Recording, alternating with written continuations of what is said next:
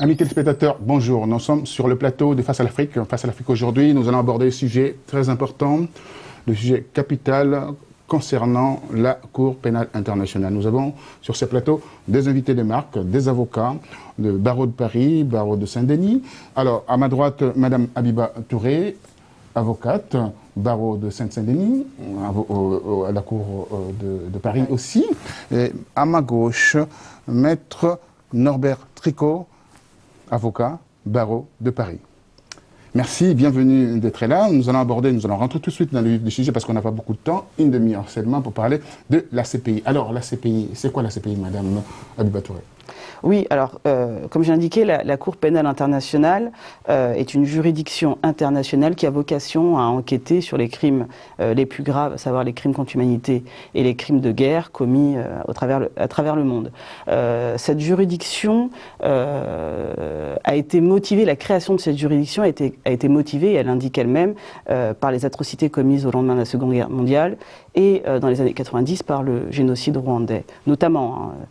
Donc l'objectif était de dire nul n'est à l'abri de poursuites face à des crimes horribles commis sur les populations civiles. C'était à la base, à l'origine, l'objet de la création de la Cour pénale internationale. Alors, qui sont membres, le membre du Conseil de sécurité qui ont ratifié en fait, Alors, de fait Norbert il y a un nombre limité d'États qui ont ratifié le statut de Rome, donc fondant la Cour pénale dite internationale. Et les plus grands pays, j'ai dit volontairement dite internationale, parce que les plus grands pays par leur population, notamment les États-Unis d'Amérique, qui sont toujours battus pour qu'aucun de leurs citoyens ne soit traduit devant une juridiction pénale étrangère, n'ont pas ratifié le statut de Rome. La Fédération de Russie, la République populaire de Chine, l'Iran, bon, je ne vais pas citer tous ces pays, mais l'Inde, tous les pays les plus peuplés de la planète, n'ont pas ratifié le statut de Rome. Donc elle n'a pas une légitimité comme juridiction internationale. C'est pour ça que je dis Cour pénale dite internationale. Par contre, il y a des États africains, 34, qui sous les pressions, y compris de membres du Conseil de sécurité, parce que le Conseil de sécurité de l'ONU a un droit de saisine direct à la Cour pénale internationale. Et on sait que les principaux acteurs du Conseil de sécurité de l'ONU sont principalement trois, les trois historiques. 1, les États-Unis d'Amérique, 2, le Royaume-Uni de Grande-Bretagne, 3, la France. Et donc là, ça pose la question de la légitimité de cette Cour, puisqu'effectivement, elle ne concerne pas tous les pays. Alors, les 123 membres, signataires de ce statut de Rome, ce traité de Rome, pardonnez-moi. Statut de Rome. Statut de Rome, autant pour moi. Alors, dites-moi, qui finance ? Alors, ce sont les États signataires qui financent. Et dans la pratique, oui, les deux principaux financeurs, c'est le Royaume-Uni de Grande-Bretagne et c'est la France. Donc ça indique pourquoi, effectivement, certains pays, anciennes colonies françaises, peuvent être plus concernés que d'autres. Alors, quand on dit, il y a une expression africaine qui dit « la main qui vous donne, c'est la main qui vous colonise ». Alors, donc, on pourrait dire que la CPI est faite pour la répression contre les États africains. Alors, je ne dirais pas les choses comme ça, puisque dans l'absolu, si on se fie au statut, tout État membre peut voir des poursuites engagées sur des crimes commis sur son territoire. D'accord ? La difficulté de la Cour, il faut distinguer le rôle de la Cour qui est là pour juger et le rôle du procureur qui est là pour poursuivre, mener des enquêtes, des investigations contre des individus. Le problème de cette Cour réside en grande partie, il faut être honnête, dans le rôle du procureur. Parce qu'il faut savoir que tout en nous indiquant que cette Cour s'émeut des graves crimes commis sur les populations civiles, elle ne permet pas aux civils, à des personnes physiques, de la saisir, de porter plainte. Il n'est pas possible à des personnes physiques victimes d'atrocités, de génocide, de porter plainte devant la Cour pénale internationale. Elle ne permet qu'à des États ou effectivement au Conseil de sécurité de la saisir, ce qui la rend de facto politique. Mais le procureur, lui, qui a l'opportunité, qui peut s'émouvoir du sort des populations civiles et donc mener des investigations, on voit bien que finalement son émotion, son intérêt vis-à-vis des populations civiles est souvent orienté par la politique. Ce qui montre bien que c'est une cour subordonnée via son procureur au pouvoir politique et donc aux superpuissances. Alors c'est une cour politique, si j'ai bien compris votre déroulé. Alors on peut dire que comme c'est cour politique, on a vu ce qui s'est passé en Côte d'Ivoire. Vous êtes là l'avocat de Laurent Gbagbo, il me semble. Alors le procureur Luis Moreno a été décrié souvent, on l'a traité souvent de connivence avec le pouvoir. Et son successeur aussi. Madame Bensouda. Bien sûr. Très bien. Alors dites-moi, qu'est-ce qui s'est passé réellement avec l'arrestation de Laurent Gbagbo comme vice de procédure, vice de forme, voilà, c'est que je souhaitais passer. Nuitamment, il a été ramené à la CPI. Je comprends, mais si vous permettez, il faudrait revenir beaucoup plus en amont. Pourquoi je dis ça? C'est-à-dire, en 2002, le président est démocratiquement élu en 2000. Après 18 mois de pouvoir en 2002, il y a un coup d'État qui tente de le renverser. La rébellion fait en sorte que le pays est coupé en deux. Bon. À ce moment-là, d'énormes populations civiles ont été massacrées. Le président Laurent Gbagbo, à qui... Vous avez des éléments... Mais écoutez, il suffit de lire tous les rapports des Nations Unies. Je veux dire, vous lisez tous les rapports des Nations Unies faits à cette époque-là, vous verrez que les populations civiles ont été massacrées. Il y a eu des exactions commises sur les populations civiles. C'est un secret pour personne. Bon. Le président ne pouvait pas rester indifférent au sort de ses victimes. Bon. Mais en même temps, on faisait pression, notamment la France, pour dire qu'au nom de la paix, il fallait faire un gouvernement d'union nationale et mettre donc les mêmes rebelles au sein du gouvernement. À ce moment-là, que fait le président? Le président dit, bon, comme vous m'empêchez de mener des poursuites vis-à-vis sur des faits quand même graves, je demande dans ce cas-là à la Cour de venir enquêter sur les exactions commises à compter de 2002. Le procureur Ocampo ne fera rien. Et puis arrivent les élections de 2010, la réélection du président Laurent Gbagbo, et tout de suite, on commence à menacer le président de la Cour pénale internationale. Donc là, le président se dit, mais attendez, vous vous moquez du monde. Pendant 8 ans, toutes les populations civiles qui ont été massacrées, je ne vous ai pas entendu. Aujourd'hui, je suis réélu. Et vous me menacez alors que je n'ai rien fait. Quel intérêt j'ai, moi, président de la République, à m'en prendre à la population civile? Ça n'a aucun sens. Bon. Le 11 avril 2011, voilà que le président Laurent Gbagbo est renversé et transféré à Korogo. Puis, nuitamment, comme vous l'avez indiqué, dans la précipitation, il est envoyé à la Cour pénale internationale en novembre 2011. Bon.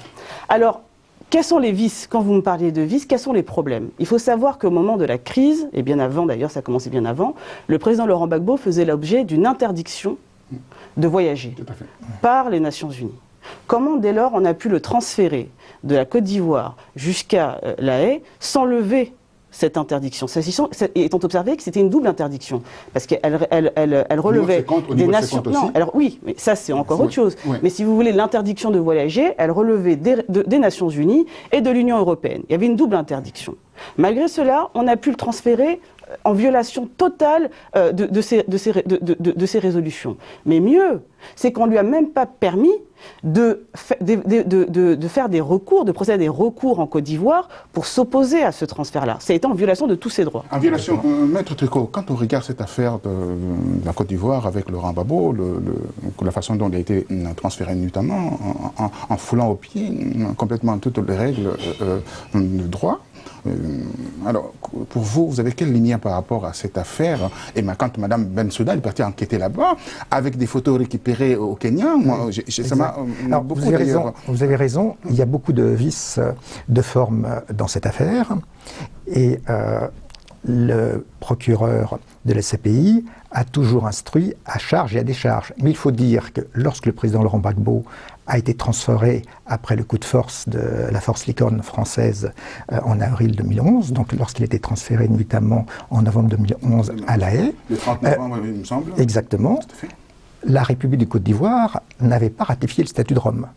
Donc, elle n'était pas compétente donc les autorités mises en place par la force militaire française, à savoir les forces rebelles de M. Soro et Alassane Dramane Ouattara, n'avaient aucune légitimité pour permettre de transférer, au mépris des résolutions de l'ONU et de l'Union européenne, comme ça a été rappelé, le président Laurent Gbagbo. Parce que de toute façon, la Côte d'Ivoire n'était pas signataire du statut de Rome. Et donc c'était à la justice ivoirienne de juger. D'autant plus que dans le statut de Rome, il est prévu un principe de subsidiarité.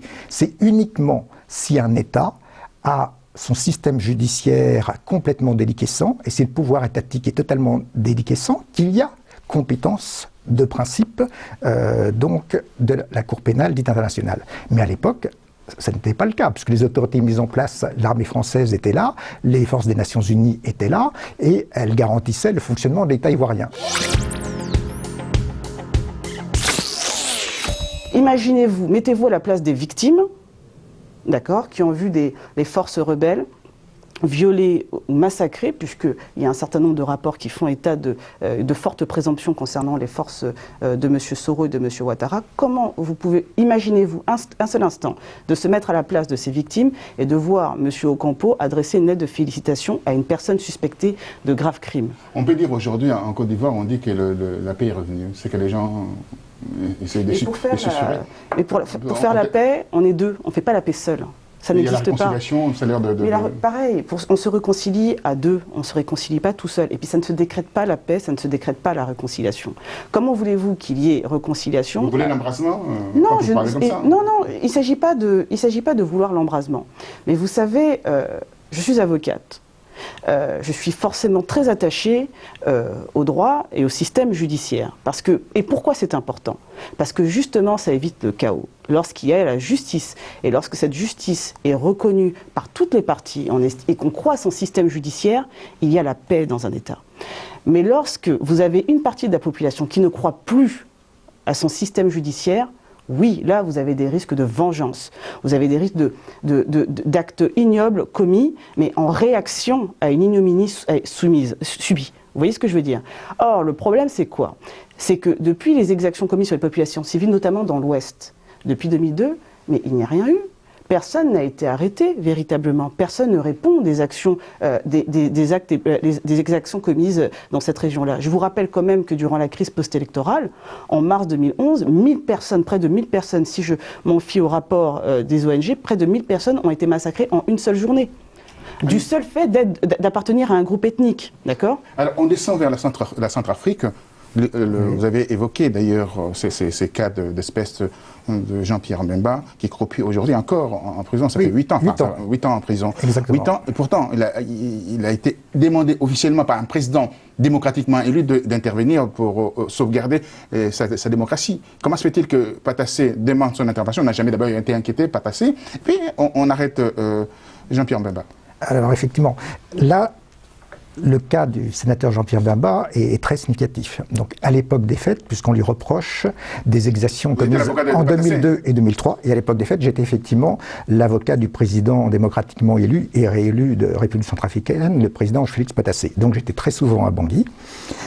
Effectivement, j'étais témoin du fait que le président Félix Patassé, à l'époque où M. Jean-Pierre Bemba était vice-président de la République démocratique du Congo, c'était l'époque 4+1, a fait appel à l'aide donc de la République démocratique du Congo pour effectivement faire face à la rébellion menée par le général putschiste François Bozizé. Et effectivement, il y a eu des exactions qui ont été menées, mais dans cette affaire, et c'est là où on voit que le bureau du procureur de la CPI... Ocampo toujours. À l'époque, c'était Ocampo, effectivement, mais ça a été poursuivi par Mme Fatou Bensouda également, instruit toujours à charge, jamais à décharge, et toujours en fonction des dossiers montés par les États qu'ils ont saisis. Et donc je voudrais... Je reste sur ces dossiers, parce que c'est assez important. Il y a eu quelques rapports au niveau de la FIDH. La FIDH d'ailleurs a dénoncé le comportement de la CPI par rapport aux témoins achetés. Alors exactement. Justement, je voulais revenir sur la question des témoins.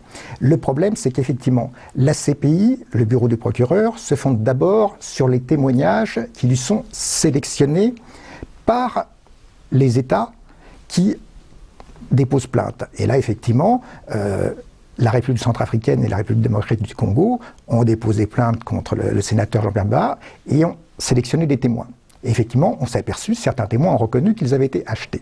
Alors le problème des témoins est fondamental parce qu'il se trouve que je suis concerné dans cette affaire puisque le principal avocat de Jean-Pierre Bemba, alors je suis membre du Conseil représentatif des Nations de France le CRAN qui dénonce le fonctionnement de la CPI, mais également, amicalement, je conseille mon confrère Aimé Kilolo, qui est le principal avocat défenseur devant la CPI de Jean-Pierre Bemba.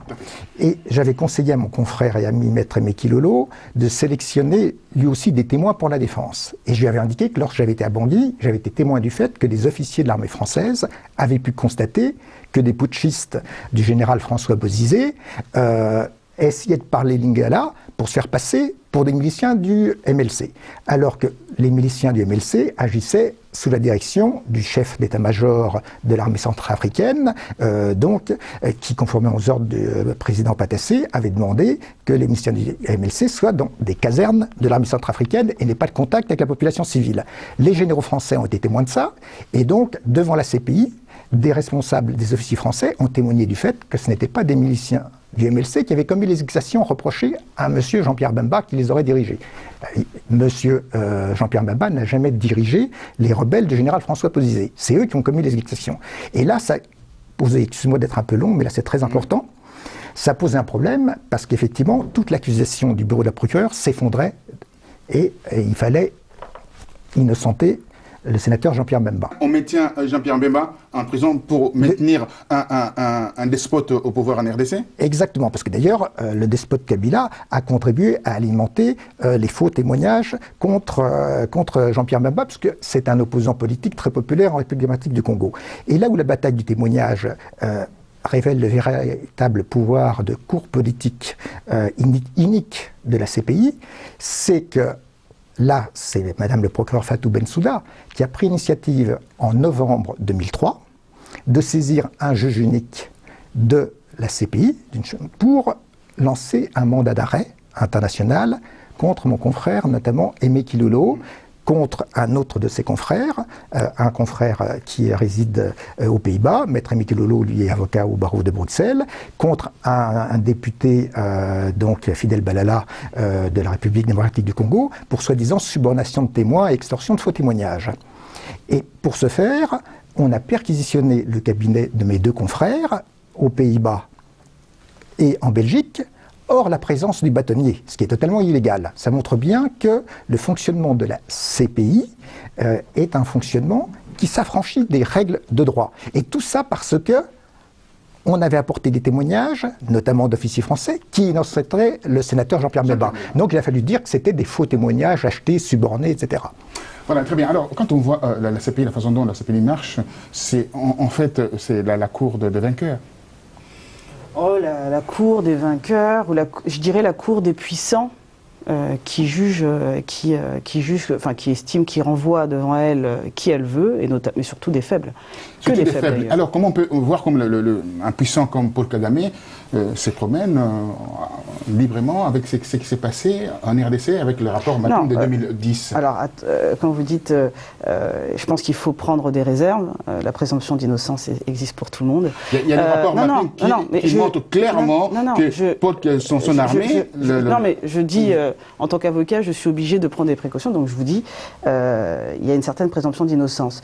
Ce que vous m'évoquez, premièrement, comme je vous l'indiquais, les victimes ne peuvent pas porter plainte. Donc il revient au procureur de faire un certain nombre d'investigations. Et Ocampo, comme Bensouda aujourd'hui, malheureusement, qu'est-ce qu'elle fait? Eh bien, elle se met toujours du côté de celui qu'elle estime être le fort, ou en tout cas qui est soutenu par la communauté internationale. Il y a un certain nombre de photos qui ont été prises avec des personnes suspectées de graves crimes, suspectées, d'accord, de graves crimes contre l'humanité ou de crimes de guerre. Et comme je vous l'indiquais, évidemment, les victimes, nécessairement, ça bloque. Bon, alors maintenant concernant concernant...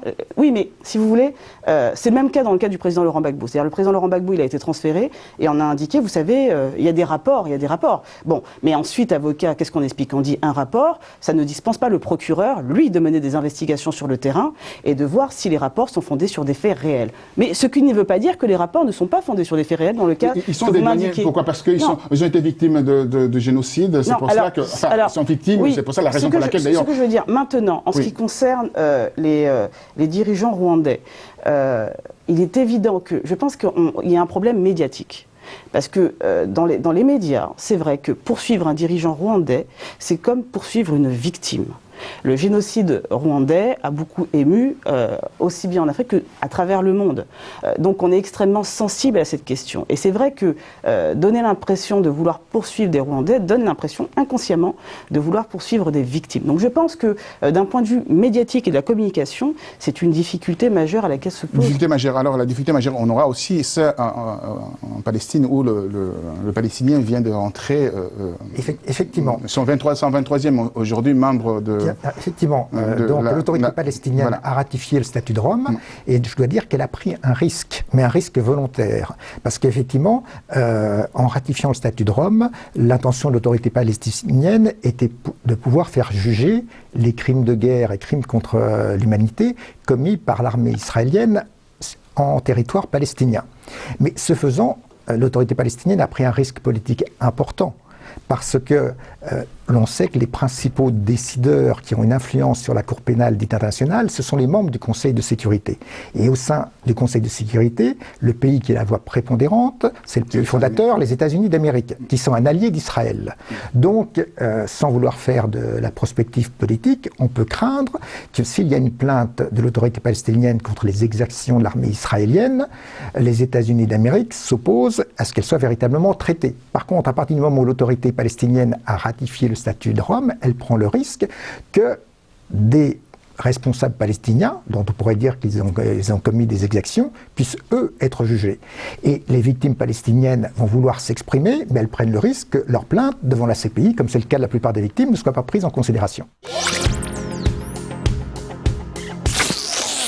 Alors, comment on peut, un complément par rapport à ce que Maître Tréco vient de dire concernant la position dominante d'Israël par rapport aux faibles palestiniens. Oui, non, mais c'est ce que j'indiquais. Effectivement, c'est un risque que prennent les Palestiniens. C'est un risque extrêmement important. Non, mais c'est simple. C'est-à-dire que dès lors que la Cour pénale internationale est compétente, premièrement, on va vous expliquer qu'elle n'est compétente que pour les faits à venir et pas pour les faits passés. Déjà. D'accord, puisque bien qu'il puisse y avoir une déclaration faite par l'État palestinien pour qu'elle enquête sur des faits passés, mais en principe, dès la ratification, ce serait que pour les faits à venir, premièrement. Deuxièmement, elle n'est pas à l'abri de poursuites, effectivement, contre des présumés auteurs palestiniens. En ce qui concerne les faits qu'elle pourrait dénoncer qui auraient pu être commis par des dirigeants israéliens, parce qu'il faudra les identifier, elle n'est pas à l'abri d'une suspension en application des dispositions du statut de Rome de poursuite ou d'arrêt de poursuite à l'encontre de ces dirigeants israéliens. Donc finalement, elle se retrouverait poursuivie, enfin elle verrait ces dirigeants poursuivis, ce qui constitue un affaiblissement politique chez les Palestiniens, qui pourrait constituer un affaiblissement politique, et elle pourrait voir les dirigeants israéliens qu'elle suspecterait de graves crimes complètement échapper à des poursuites de la Cour pénale internationale. Et je tiens quand même à préciser qu'Israël n'a pas ratifié le statut de Rome, donc Israël ne reconnaît pas la compétence de la Cour pénale internationale, et, il faut bien le reconnaître, les critiques émises par Israël concernant la procureure tiennent la route. Parce que, effectivement. Alors, le Palestinien s'est tiré une balle dans le pied. Je ne dirais pas que le Palestinien s'est tiré une balle dans le pied, parce que je suppose que les dirigeants palestiniens ont certainement réfléchi à la question.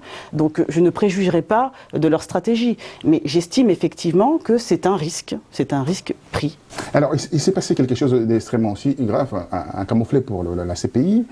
Et Mohamed El-Béchir descend en Afrique du Sud pour la rencontre de dignitaires, de hauts responsables africains. La CPI demande à l'Afrique du Sud d'arrêter Mohamed Omar El-Béchir. C'est parfaitement exact. Et là, il y a eu une réaction que j'estime légitime de la part de la République sud-africaine qui a refusé d'exécuter le mandat d'arrêt de la Cour pénale dite internationale à l'encontre du président soudanais Omar el-Béchir. Et je tiens à rappeler que cette réunion de l'Union africaine, justement, était en train d'examiner une suggestion qui a d'abord été faite par le président kényan, Uhuru Kenyatta, qui a suggéré que tous les États, sur les 54 États membres de l'Union africaine, il y en a 34 qui, sous la pression des grandes puissances, anciennes puissances coloniales, ont accepté de signer le statut de Rome. Le président Uhuru Kenyatta a demandé que tous ces États africains utilisent l'article 127 du statut de Rome pour se retirer du statut de Rome de la CPI, même si ça prend un an pour s'en retirer. Et pourquoi ? Et actuellement, 10 États membres de l'Union africaine ont appuyé cette proposition. Et elle vient d'être reprise par l'actuel président de l'Union africaine. Et pourquoi ? Parce que le président... Qui est Mugabe, effectivement. Ce n'est pas le meilleur président, mais... C'est pour ça que j'ai spécifié qui est Mugabe. Il y a une présidence tournante, et je dirais, le président Uhuru Kenyatta a été démocratiquement élu au Kenya. Et c'est lui qui a eu cette idée.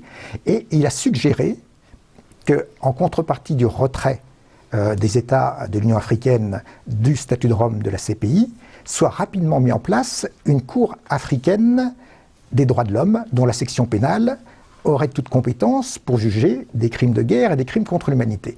C'est la recommandation d'ailleurs de l'Afrique du Sud qui renvoie un rapport détaillé qui est parti le 25 juin. Ces rapports. Exactement. Voilà. Alors, moi, vous croyez que ça allait aboutir à quelque chose?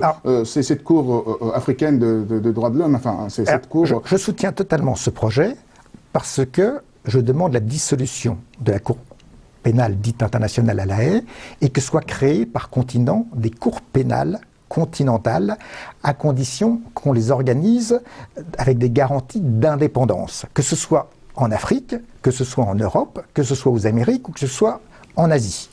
Très bien. Alors, Madame Habiba Touré, l'Union africaine est financée à 80% par la communauté internationale. Cette cour, par définition, sera aussi financée par la cour. Enfin, c'est l'histoire des serpents qui se mordent la queue.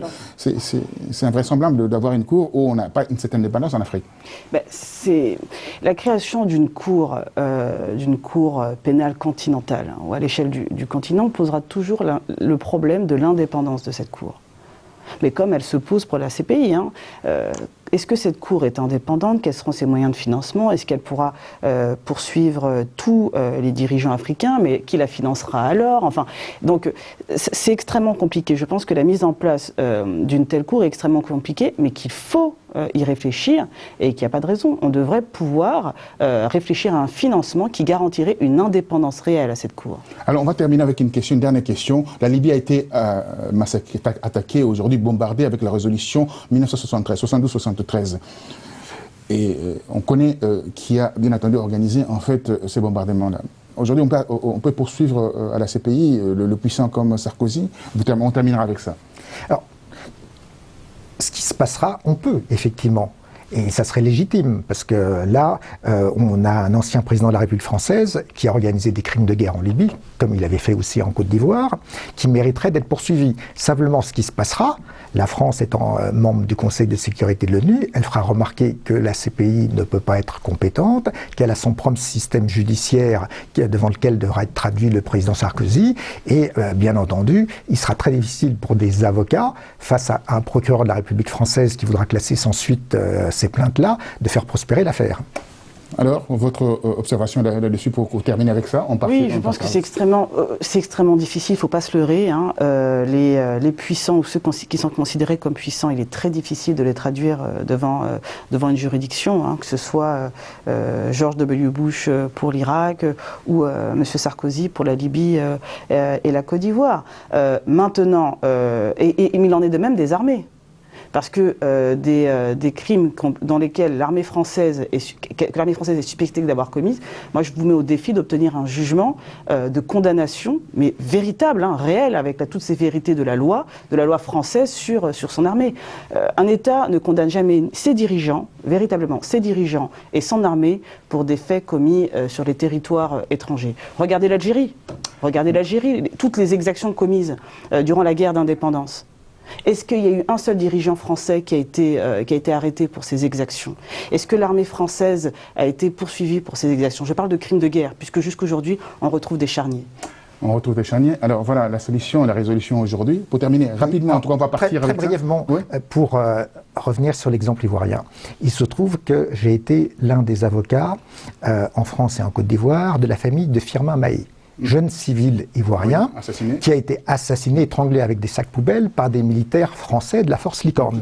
Donc j'ai plaidé devant la cour d'appel de Paris encore l'année dernière, et tout a été fait donc pour étouffer l'affaire, limiter les choses, réduire la responsabilité des militaires français et accorder une aumône d'indemnisation à la famille de Firmin Mahé. Donc on voit bien que même lorsqu'on plaide en France, c'est très difficile de faire prévaloir le droit des victimes innocentes. Voilà ce qu'on peut faire pour l'Afrique. La seule chose, c'est d'avoir une certaine indépendance. Comment avoir l'indépendance en Afrique? Il faut se constituer aussi, qu'on appelle des trésors de guerre, aussi des moyens, afin qu'on ne soit pas, bien entendu, l'Afrique ne soit pas noyautée par des multinationales de grande puissance. Alors là, on aura de vrais tribunaux, de vraies cours pour juger des criminels qui sévissent en Afrique. Merci à vous et à très bientôt. Merci.